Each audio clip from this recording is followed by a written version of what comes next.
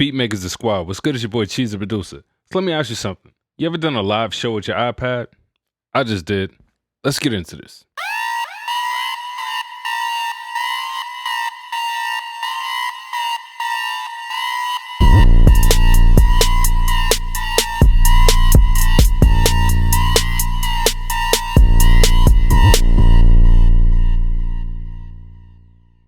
Before we get into this, I'd just like to invite you guys to, number one, follow Beatmakers the Squad on Instagram. Also, check out beatmakersthesquad.com for sound packs, app reviews, as well as t-shirts.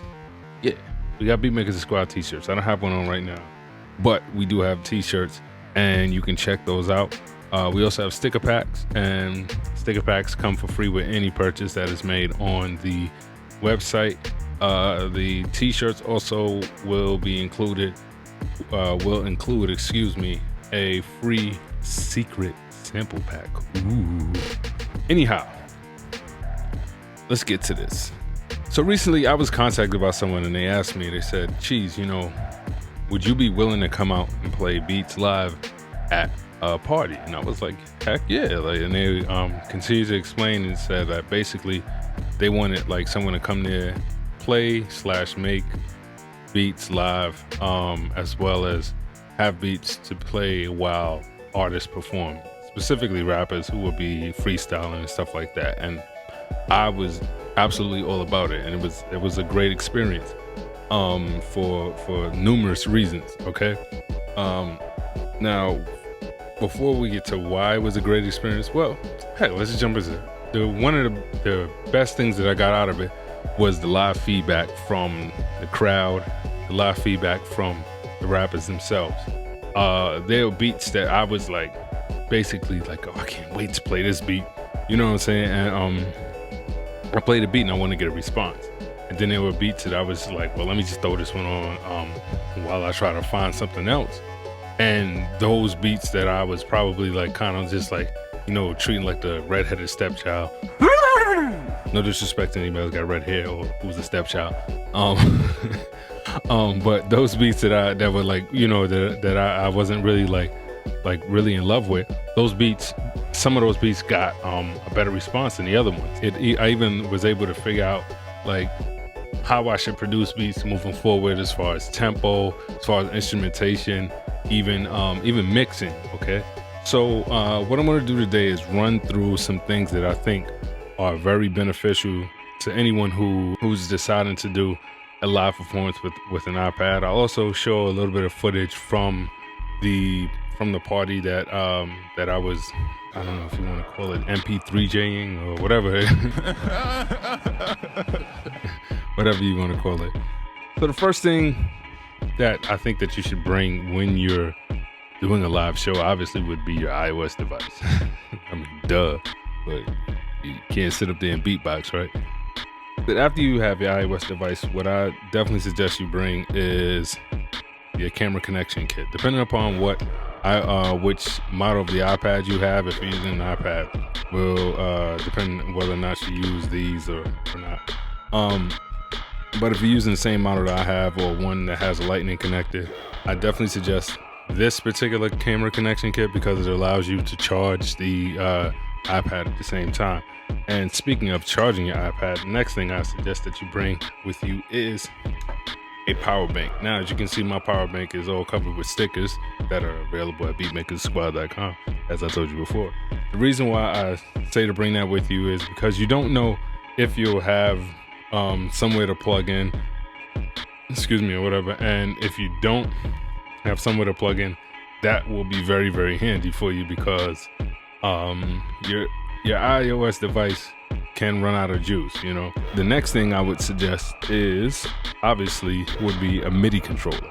Now, you have a couple different types of MIDI controllers. You have MIDI controllers that are wireless, that go on Bluetooth. You also have MIDI controllers that are wired. And of the wired variety, you have some that need to be powered by the iPad or iPhone, and you have others that don't need the power from the iPad or iPhone, and they can plug into something else. Now, I also, in order to make sure that everything went well, I also brought a surge protector with me. I brought my surge protector with me because the MIDI controller that I use, well, it's not actually a MIDI controller.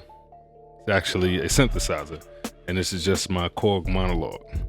Now, I love this keyboard because it has nice small keys, and for something like a live show, it's perfect because it makes your footprint really small, and you don't have to have a full keyboard out there, and you can still get pretty intricate as far as like playing and stuff like that. Now, another MIDI controller that I have that I considered taking with me, but I wasn't 100% comfortable with, is the Rolly Seaboard. Now, this one is a Bluetooth controller, and it's pretty cool. I don't use it probably as much as I should, as much as I used to, but this is definitely something that if you're going to do a live show, something that's really good. It's something good for the eye as well, because if people see it, they're like, oh, what is that? It's kind of a conversation starter or whatever. Obviously, the next thing you'll need besides that will be like your USB cables if you have a wired USB device. Also, your lightning cable, so you can keep your device charged.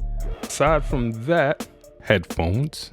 Definitely need headphones, and I would definitely suggest having some type of way, basically, so you can cue up the music that you're going to play prior to it being played. It's similar to the way that a DJ would do. Like when one record is playing, they're going to cue up the next record and be able to listen to it beforehand, so it's played at the right place and the right volume, etc., etc. Something else that I definitely suggest that you do is that you should practice routines, just like a DJ. And I used to DJ back in college. Before a party or something like that, I would definitely practice routines. And I knew what song went into which songs like blended well with each other, how I was gonna do, what kind of mixes I was gonna do between one song and another. Like, so if two songs didn't quite blend very well with each other, maybe because of the different keys of the song or different tempos or whatever, maybe I might do like what I call a stop mix. It's something, it would be something where like I would just kind of hit stop on one turntable and then let the other record go. And so there is like an instant, like boom, and the next one comes in. If you're playing beats live, that may not be an option for you, but it might be an option for you. This is why I say practice your routines beforehand. You should also know what app you're gonna use.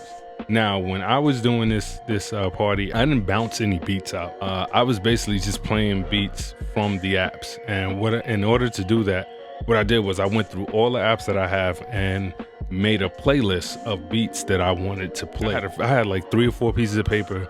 Each piece of paper was for a particular app. And keep your playlist, because you're never gonna remember it when you're in the heat of the moment, and people up there and they're like, oh, yo, play something a little more up tempo, play something a little more down tempo. And definitely also classify your beats. I would write the title of the beat, and then I'd put like a little description after it. Like I would say, oh, cool mellow loop, up tempo trap banger, NY street banger, and stuff like that. So that way you can kind of have a feel of what's going well and what is probably not going to go well. Next thing I definitely suggest that you have tons and tons of beats. The party that I was doing, the time was slated for 7 to 12. They said the party started at 7. They said the performers wouldn't get there till about 8. So they told me, you got kind of like a cushion. I made sure I had enough music for like the entire time from 7 to 12. I made sure I had 5 hours worth of music. I figured that there would be some beats that I would play more than once, but I still wanted to make sure that I had enough music just in case that didn't happen. Also, the next thing I tell you that I would suggest that you do, test your music on large speakers. If you can get to some big speakers, test your music on those speakers. When I was playing beats, there were beats, and I was glad I was playing them from my DAW and not from a 2-track, because what was happening is, a lot of times what happens is that I may overcompensate with the bass in my tracks, because maybe it's not as much bass as I thought it was. And these large speakers in the clubs, those speakers have extra bass added to them. So there was times where like I just had to find a track that had the bass and turn those tracks down, because it was just basically, it was overpowering everything else. So that being said, I had a ton of fun that night. Shouts to the potluck crew who put the party on and reached out to me and asked me to play the music for it. So here's a little bit of footage from the party, yeah, just check it out.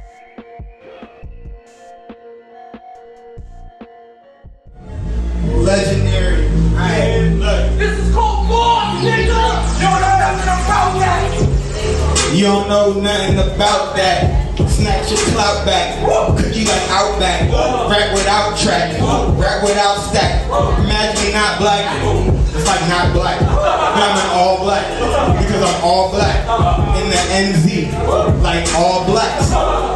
Y'all know that's New Zealand talk. AK, that's New Zealand talk. Where we moving? How we grooving? We dancing in the That's on NZ. You already know, but I'm totally in the Benzie. And shirt so friendly. Like Usher wanna do is me burning my Benzie. And I can't pick a plenty. I take dollars over here, shit straps for pennies. Cause you need that, I got it. I serve a nigga quick like you eating that Denny's. And people on quiet. They count that grip sitting in the library. Get that money. And shit.